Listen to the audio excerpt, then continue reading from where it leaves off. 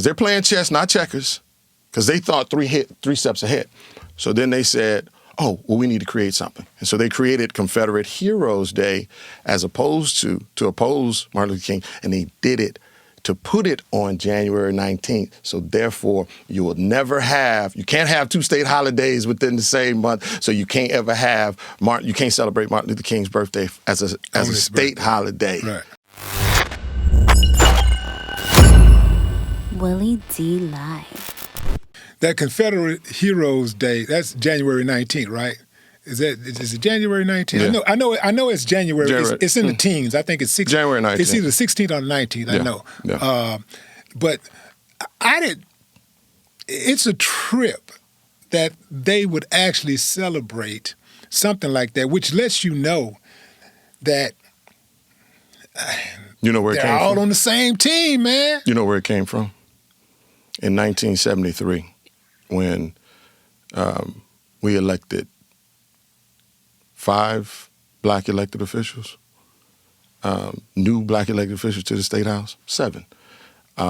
Miss T, Representative Sonia Thompson. It was Mickey, Craig Washington, Anthony Hall. It all came down to the State House. Miss T put out a bill recognizing, not creating a holiday, not trying to make it a state holiday. She only wanted to recognize Martin Luther King on his birthday. And so what happened was... So that's the 19th, January 19th. Well, see, these Republicans then came and they said, well, he's not from Texas and da-da-da-da-da, and therefore we're not going to do it. So in response to that, to make sure, because they're playing chess, not checkers, because they thought three steps ahead.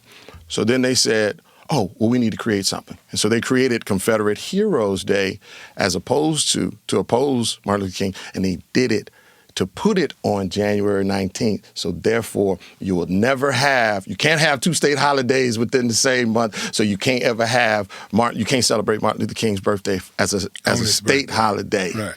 Because you got this Confederate Heroes Day. And so they did that in response, just to attack, to make sure we ain't gonna let y'all celebrate this dude. And the thing about it is, the funny thing about it is they said Martin Luther King wasn't from Texas, so therefore they wasn't gonna do it. But they went and found this boy, I forgot his name, but he ain't from Texas, but we're celebrating his birthday. That's why they have it on the 19th. It's his birthday. Interesting. It's his birthday. I'm drawing a blank right now. I'm sorry, but I'll get the information. But yeah, it's his birthday is the reason why they celebrate Confederate Heroes Day on January 19th. And so oftentimes those 2 days fall on the same. Martin Luther King, the National Martin Luther King Day, and Confederate Heroes Day oftentimes fall on the same day. What's one of the laws that you wanted to get passed and you was most passionate about where you ran into a wall? One of the ones that pops in my head, number one, is sickle cell registry. That's a law that I wanted to put forth that just simply would have created a registry so that people who are afflicted with sickle cell, we could actually find out how many people actually have sickle cell, who have the trait, that we can then, once we know how many people actually have it, we can then take that to the researchers.